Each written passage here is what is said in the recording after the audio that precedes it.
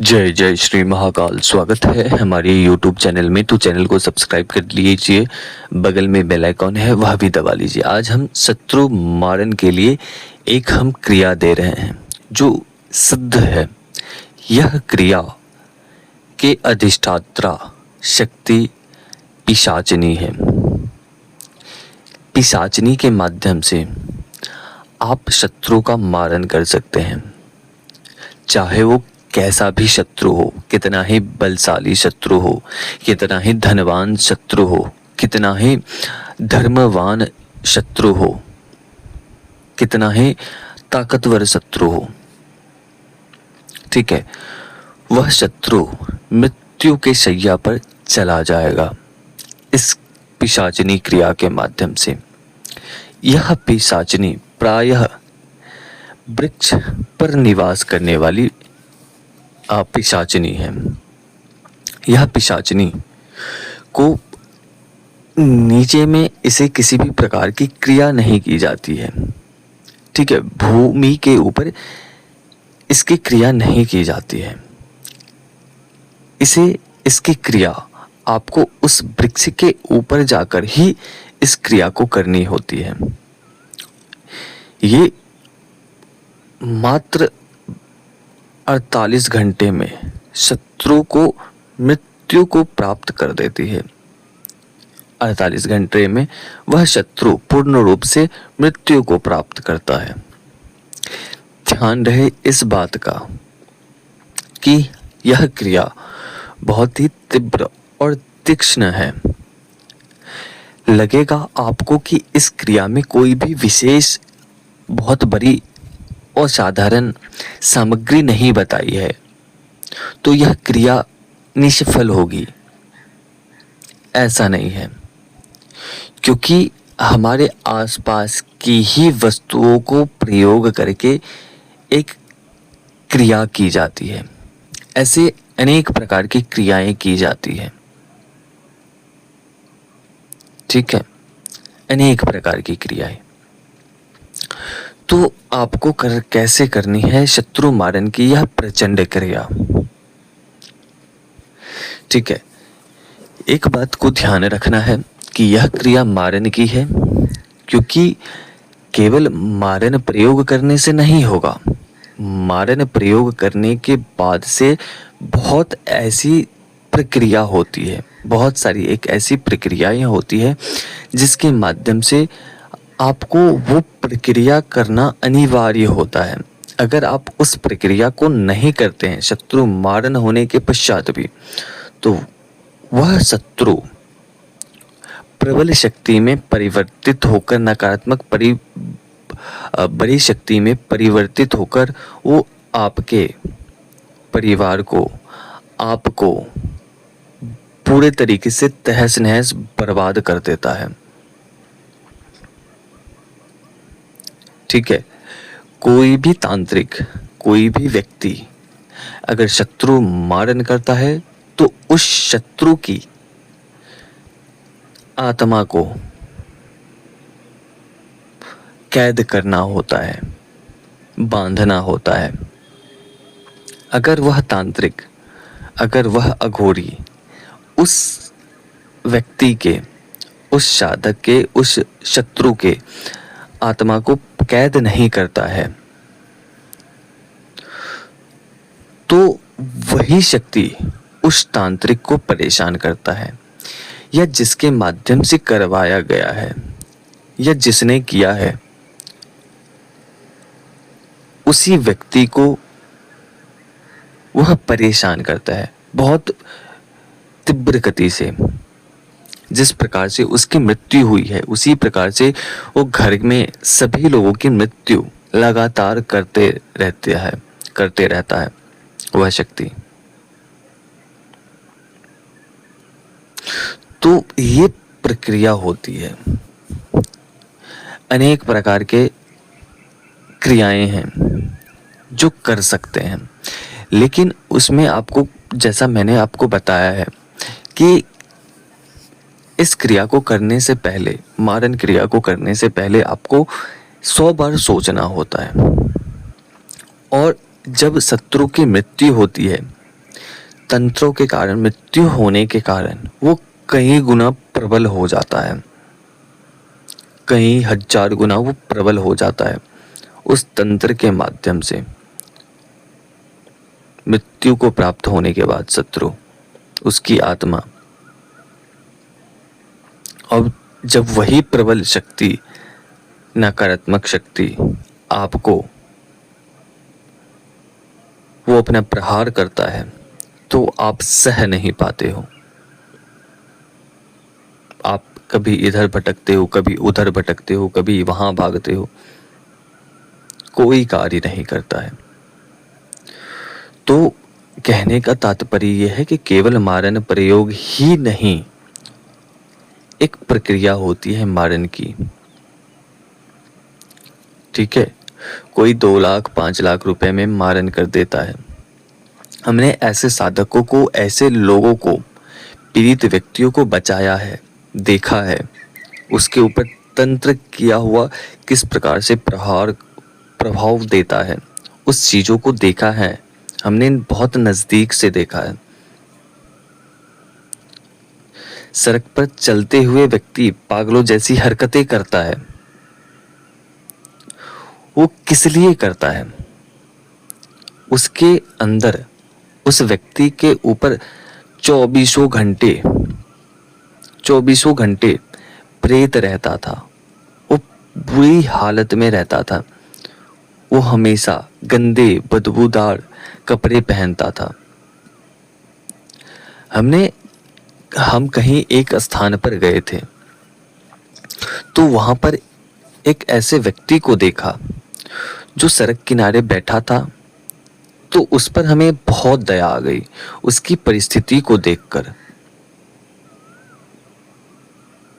उसके छोटे छोटे बच्चे थे, बहुत कम से कम एक बच्चे दूध पीने वाले थे, 2 बच्चे भोजन करने वाले थे, छोटे छोटे बच्चे थे, एक 3 साल का, 5 साल का, और करीब वो 7 से 8 महीने का बच्चा होगा, छोटा सा। ठीक है, उसके पति बगल में लेटा हुआ था।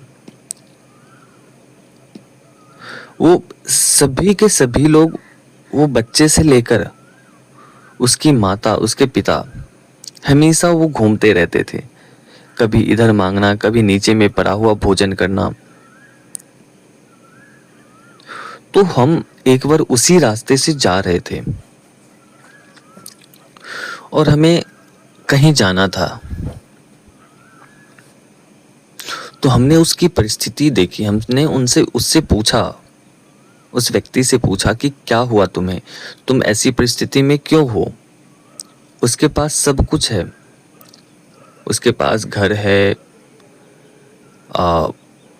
सब कुछ है उसके पास, जमीन है, जायदाद है, सब कुछ है उसके पास, लेकिन फिर भी वो पागलों जैसे घूम रहा था। तो हमने बोले चलो ठीक है, मैं देखता हूँ। आपको मैं बता दूं कि ये जो बात है, ये वो व्यक्ति नेपाल का था।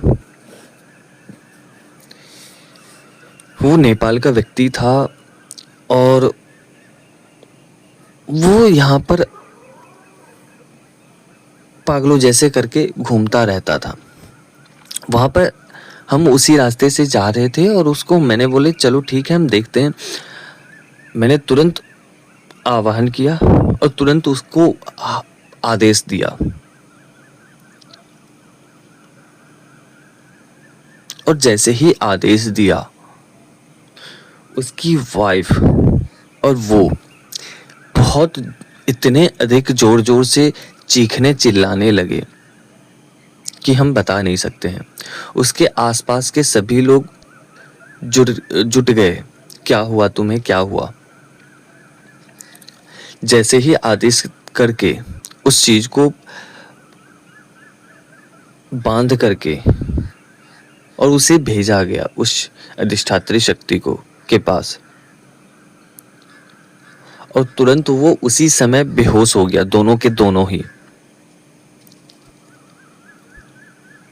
ठीक है,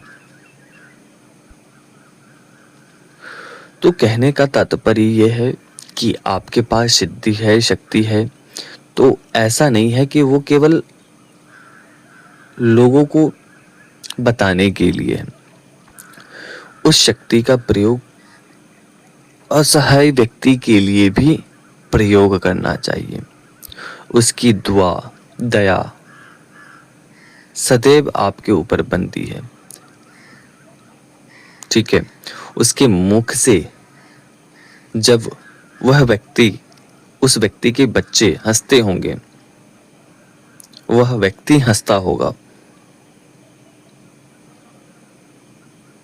तो उसकी हंसी, उसकी खुशी वो हमारे हिस्से में आएंगी।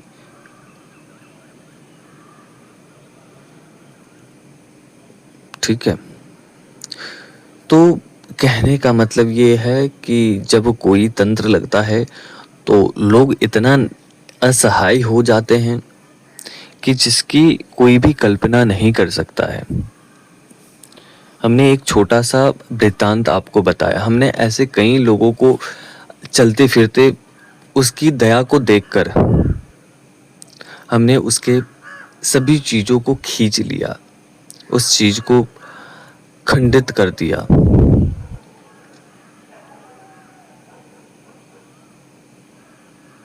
और बाद में उस व्यक्ति के बारे में पता चला, 1-2 महीने के बाद पता चला कि वह व्यक्ति वो अपने घर पहुंच गया है। जब उसकी पूरी मनोदशा टूटी, वो अपने दिमाग से सोचने लगा, व्यवहार करने लगा। सबसे दुख वाली ये बात थी कि वो जो छोटे बच्चे को जब मैंने देखा उस स्थान पर, तो मेरे शरीर में पूरे तरीके से हृदय कांप गया कि किस दशा में इस गंदी शक्ति ने इसे रहने पर मजबूर कर दिया। ऐसे तंत्र, उसके पास खेती की जमीन थी, घर रहने के लिए था, सब कुछ था, लेकिन फिर भी उसकी क्या मनोदशा बदली कि वो घर परिवार को छोड़कर, अपने घर, जगह, जमीन को छोड़कर वो ऐसे परिस्थिति में आ गया। चलो खैर ये बात की बात है। चलो आज हम जो पिशाचिनी क्रिया हम बता रहे थे, उसकी क्रिया हम बता रहे हैं आपको। आपको करना क्या है कि यह क्रिया 9 दिन की क्रिया है। यह क्रिया 9 दिन की क्रिया है। आपको 3 हांडी लानी है, मिट्टी की हांडी। आपको कोई सा भी पेड़ चयन कर लेना है, चाहे वो बट वृक्ष का हो, चाहे वो पीपल के वृक्ष का हो, चाहे वो 3 वृक्ष कहलाते हैं, उसका नाम बट वृक्ष, पीपल और पाकड़। ये 3 प्रकार के पेड़ होते हैं, बड़े आकार के होते हैं। या संभव हो तो किसी आम का वृक्ष हो तो उस पर भी यह क्रिया कर सकते हैं, या जामुन, जामुन के ऊपर भी इस क्रिया को कर सकते हैं। इमली का पेड़ हो, उसके ऊपर भी इस क्रिया को कर सकते हैं। ठीक है, तो सबसे जो तीव्र होगा वो 2 वृक्षों के ऊपर होगा। पहला तो किसी भी पीपल वृक्ष के ऊपर, दूसरा किसी भी इमली के जो पेड़ हैं उसके ऊपर। बहुत तीव्र गति से कार्य करेंगे और 9 दिनों के अंदर अंदर आपके शत्रु इस क्रिया को खत्म होने के पश्चात मात्र 48 घंटे में आपके शत्रु मृत्यु को प्राप्त हो जाएंगे। आपके पास शत्रु के वस्त्र हो तो वस्त्र आपको लेने हैं, उसके नाखून लेने हैं, या आप उसके बाल प्राप्त हो जाए तो इन तीनों में से कोई भी चीजें प्राप्त हो जाए तो वो आपको ले लेने हैं। अगर इन सब में से कोई भी वस्तु प्राप्त नहीं होती है तो आपको साथ में फोटो प्राप्त करने हैं। उस फोटो के साथ आपको एक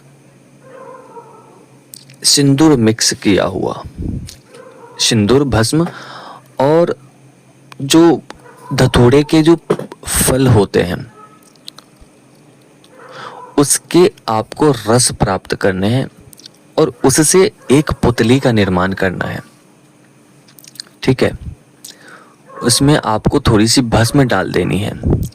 उस आटे में सिंदूर नहीं डालना है, केवल आपको भस्म डालनी है। आपको करना क्या है कि किसी भी अमावस्या की रात्रि में या किसी भी होली की रात्रि में, पूर्ण अमावस्या काल में रात्रि 11 बजे आपको जाने हैं। क्या सब आपको सामान लेने हैं? पहले दिन आपको हांडी लेनी है और एक तार लेना है लोहे वाला, और उसके साथ में आपको चाहिए होंगे गोबर के उपले।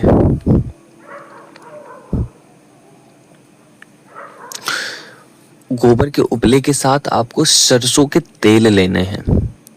ठीक है, 200 ग्राम 100 ग्राम जितनी भी मात्रा में हो वो आप ले जा सकते हो। करीब 200 ग्राम या 100 ग्राम के आसपास सरसों के तेल का सरसों का तेल ले जाने हैं अपने साथ में। वहाँ करने क्या है कि आपको काला वस्त्र, संभव है तो ठीक है, अगर संभव नहीं है तो अपने सर को काले वस्त्र से ढकें। गुरु मंत्र का ध्यान करना है, गुरु मंत्र करने हैं, भगवान शिव को ध्यान करना है। आप किस लिए यह क्रिया कर रहे हो वो बताने हैं। ठीक है, कि मेरे यह इस कार्य के लिए हम इस क्रिया को, शत्रु मारन क्रिया को पूर्ण करने जा रहे हैं। आपकी धन छीन लिया है, आपके पति पत्नी बच्चे भूमि धन को छीन लिया है, आपका हक नहीं मिल रहा है, या एक व्यक्ति के कारण आप हर एक स्थान पर आपके अलावा 10 लोगों की जिंदगी खराब हो रही है, तो ऐसी परिस्थिति में इस मारन प्रयोग को किया जाना चाहिए। आपका हक कोई नहीं दे रहा है, आपकी स्त्री कोई पथभ्रष्ट कर दिया है, पत्नी को, अगर आपके बच्चे को, आपके फैमिली मेंबर को आपसे विमुख कर दिया है, हर एक स्थानों पर आपको शत्रु ने तोड़ दिया है, शत्रु के माध्यम से आपके नाक से ऊपर पानी चला गया है। नाक से ऊपर का मतलब ये होता है कि हर एक स्थान बंद हो गया है, आपके मृत्यु के अलावा और कोई रास्ता न हो, इसका मतलब ये हुआ।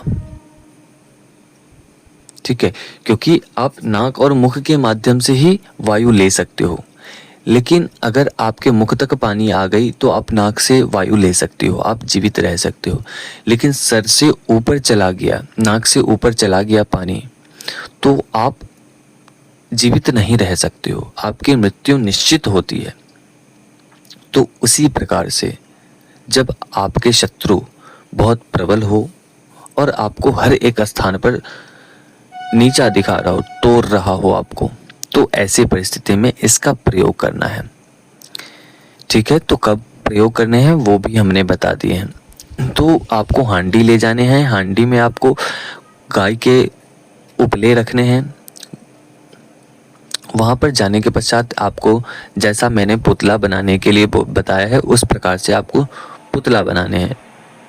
उस पुतले को जागृत भी करना है।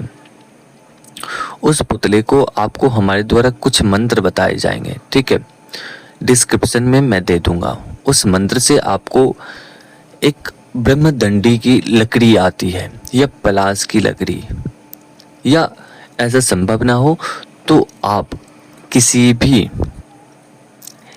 भी बबूल की लकड़ी को प्राप्त करें, ठीक है, बबूल की लकड़ी आसानी से प्राप्त हो जाएंगे, या आपको ब्रह्मदंडे मिल जाए तो उसकी लकड़ी आपको प्राप्त कर लेनी है, लेकिन विधान सहित उस लकड़ी को लानी है, ठीक है। पहले एक दिन जाने हैं, उसे विधिवत तौर पर आपको प्राप्त लाने हैं और फिर उसका प्रयोग करने हैं। तो आपको करना क्या है कि उस मंत्र को पढ़कर उस पुतली के ऊपर मारने हैं। जब ये पुतली के ऊपर मारेंगे तो उससे पहले शत्रु के वस्त्र, शत्रु के नाखून, शत्रु के बाल हो तो उस पुतली में लगा दें। अगर ये सब कुछ भी नहीं है तो आप फोटो का प्रयोग करें। नीचे आपका फोटो हो, पुतली उसके ऊपर हो, और उस मंत्र को पढ़कर उस पुतली को जगाना है, उस पुतली को जागृत करना है। 21 बार उस पुतली को मारने हैं उस ब्रह्मदंडी के लकड़ी से या बबूल की लकड़ी से मारने हैं उस पुतली के ऊपर, तो वो पूर्ण रूप से जागृत हो जाएगा। जब ये जागृत हो जाए तो आपको करना क्या है कि जो आपने हांडी को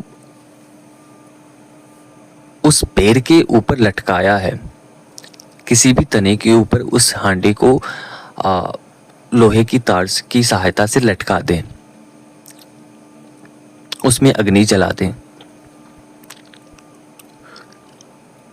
उसके पश्चात आपको इस पुतली को उस हांडी के अंदर डालने हैं, ठीक है। हांडी को पुतली के अंदर डालने हैं और उस सरसों के तेल से उसमें 5 मिनट 10 मिनट रुकना है आपको, और उसके अंदर थोड़ा थोड़ा करके तेल डालने हैं ताकि वह पुतली पूर्ण रूप से भस्म हो सके। और जब ये प्रक्रिया करेंगे, जितनी देर भी आप वहां रुकेंगे, 5 मिनट 10 मिनट या आधे घंटे 1 घंटे, आपको इस प्रकार से करने हैं कि वो पुतली पूर्ण रूप से जल जाए, या ना भी जले तो कोई दिक्कत नहीं है, वो अंगार पर पड़ा रहे। इस प्रकार से आपको व्यवस्था कर देनी है। उस हांडी का मुख इतना बड़ा होना चाहिए, थोड़े बड़े साइज का, ताकि आप इस क्रिया को उस पुतली को उस हांडी में डाल सकें। इस प्रकार से करने से 9 दिनों तक लगातार यही प्रक्रिया को करें। 9वें दिन के बाद 48 घंटे बीतेंगे भी नहीं, वह शत्रु मृत्यु को प्राप्त हो जाएगा, ठीक है। वह शत्रु मृत्यु को प्राप्त हो जाएगा। लेकिन इस क्रिया को बहुत सोच समझ और विचार करके ही करें। यह मैंने क्रिया बताई है, बहुत बड़ा अनुष्ठान साधना नहीं बताया है।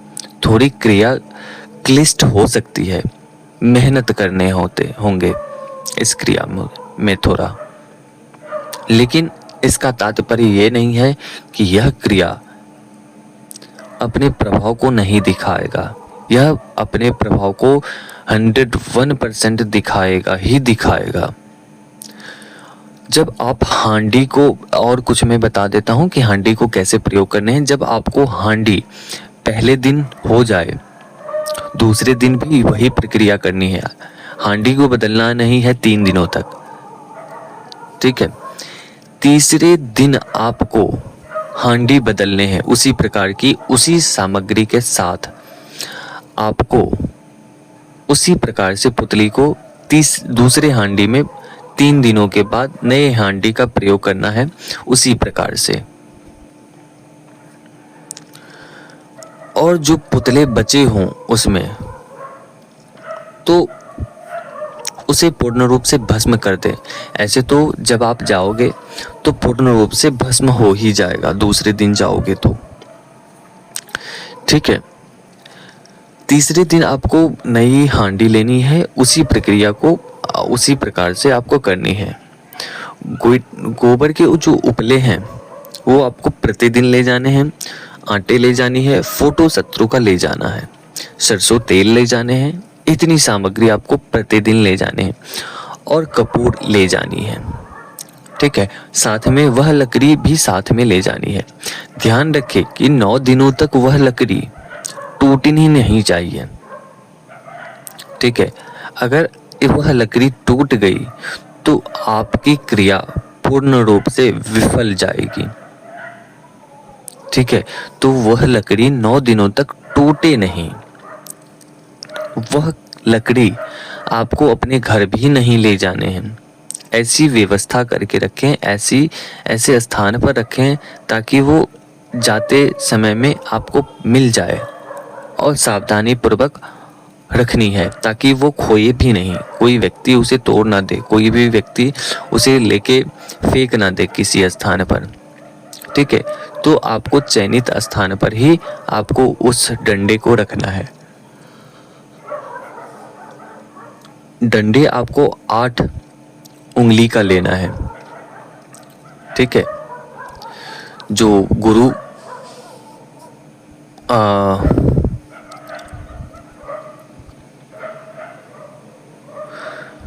अंगूठा होता है, अंगूठे के बगल वाला जो उंगली होता है उस उंगली से 8 उंगल लंबे उस लकड़ी को प्राप्त करने हैं,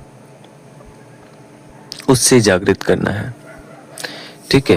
तो ये प्रक्रिया थी, और जैसे ही यह प्रक्रिया थी, और इस जो हमने ये 8 उंगल की लकड़ी बताई है उसे आपको पूर्ण रूप से सुरक्षित स्थान पे रखना है ताकि कोई भी व्यक्ति इस डंडे को कोई प्राप्त ना कर सके, कोई छू ना सके, कोई इसे तोड़ ना सके। इस प्रकार से आपको सुरक्षित रखना है, ठीक है। उसके पश्चात आपको पहले दिन, दूसरे दिन, तीसरे दिन आपको हांडी बदलने हैं। फिर तीसरे दिन के बाद आपको चौथे दिन, 5वें दिन, 6ठे दिन आपको हांडी बदलने हैं।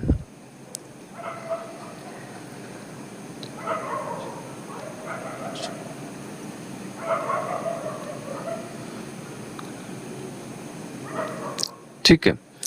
तो हर 3 दिन के बाद आपको हांडी बदलनी है।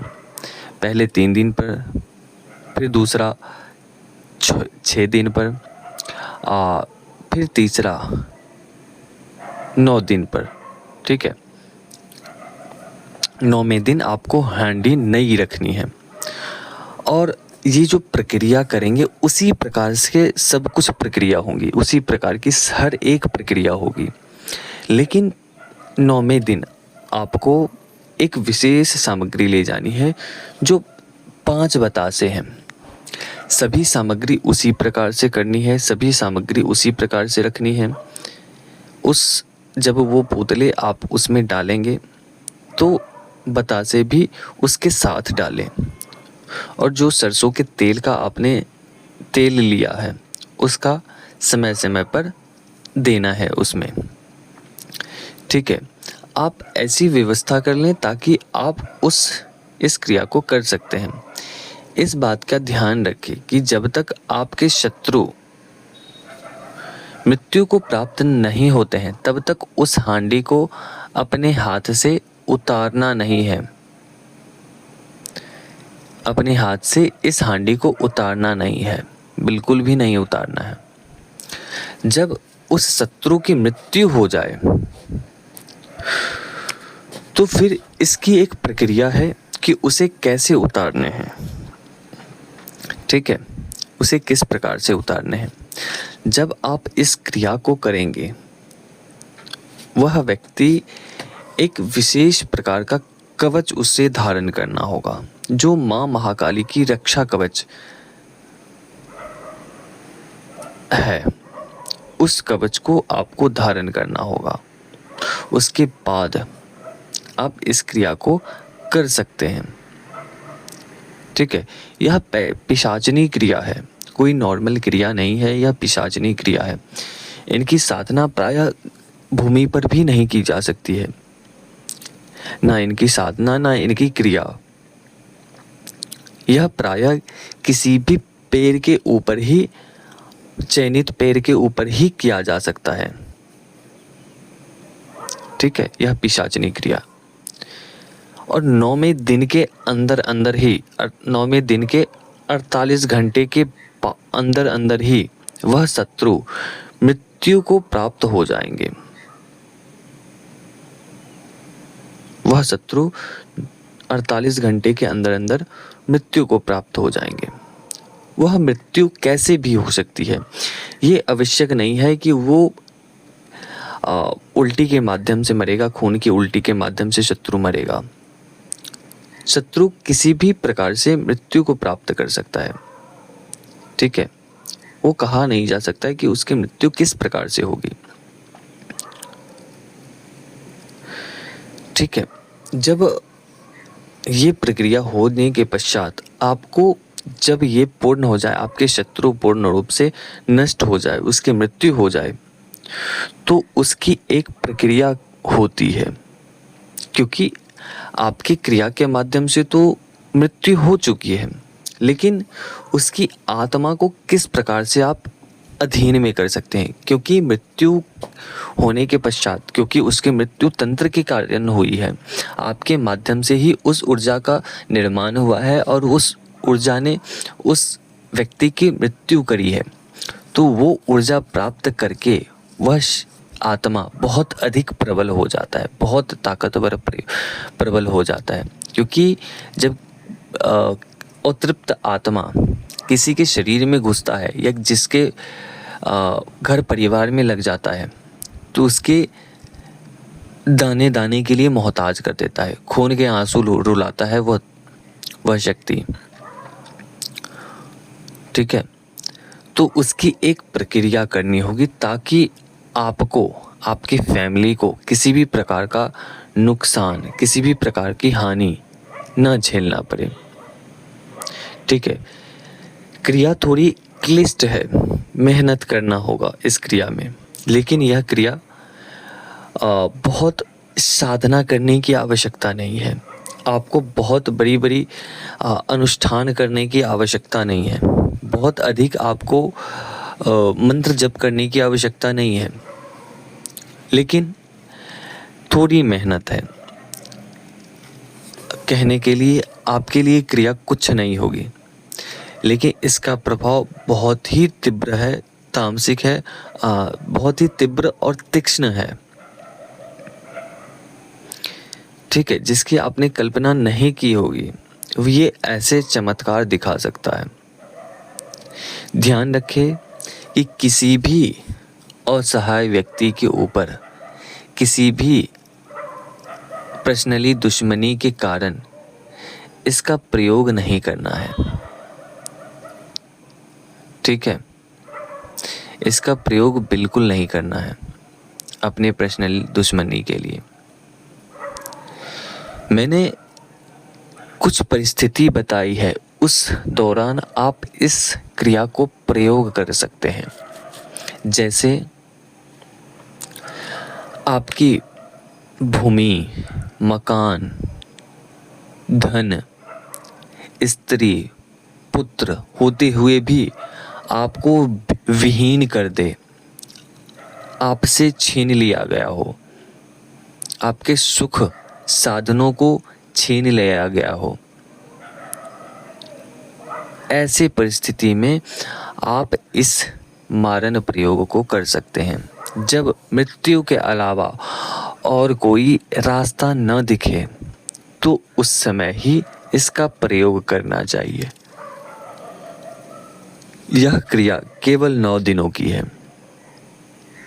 यह क्रिया है, कोई साधना नहीं है। बस आपको 1 घंटे निकालने हैं 9 दिनों तक मात्र, और फिर इसका देखो प्रभाव। यह प्रभाव बहुत तीक्ष्ण रूप से देने वाला है। तो चलिए, यह जानकारी आप सभी को कैसी लगी आप कमेंट में लिख सकते हो। मंत्र में जागृत करने का, और एक शब्द दूंगा, उस शब्द को आपको लगातार बोलने हैं जब तक आप एक जो मैं पुतली क्रिया को जागृत करने का के लिए जो मंत्र है वो मैं दूंगा। दूसरा एक शब्द है, उस शब्द को जब तक वहाँ ठहरे रहेंगे तब तक आपको वहाँ पर ये बोलते रहने हैं, ठीक है। ऐसे शत्रु जो घमंड में आकर, धन के घमंड में आकर, अपने बल के घमंड में आकर अपने बाहुबल के घमंड में आकर, अपनी शक्तियों पर घमंड में आकर, अपने सौंदर्य बल के मद में आकर जब किसी भी व्यक्ति को नुकसान पहुंचाता है तो इस मारन प्रयोग को, पिशाचनी मारन प्रयोग को किया जाता है, ठीक है। तो चलिए, इसके विषय में अगर किसी भी प्रकार की जानकारी आप चाहते हैं तो व्हाट्सएप के माध्यम से जुड़ सकते हैं। और ये क्रिया मैंने सब कुछ इसमें बता ही दिया है, तो इस क्रिया को आप स्वयं भी कर सकते हो। ध्यान रखें कि किन किन परिस्थितियों में कर सकते हैं, वो भी आपको इस वीडियो में बता दिया गया है। तो चलिए, अभी तक के लिए अनुमति दीजिए। जय श्री महाकाल, जय महाकाली, जय भैरव। माँ महाकाली आप सभी के ऊपर कृपा करे, आपकी इच्छाएं मनोकामनाएं पूर्ण हो। इसी कामना के साथ अभी तक के लिए अनुमति दीजिए। और सभी लोग जो भी नए साधक हैं सभी लोग सब्सक्राइब कर लीजिए और बेल आइकॉन है वह भी दबा लीजिए। तो जय श्री महाकाल, जय महाकाली, जय भैरव।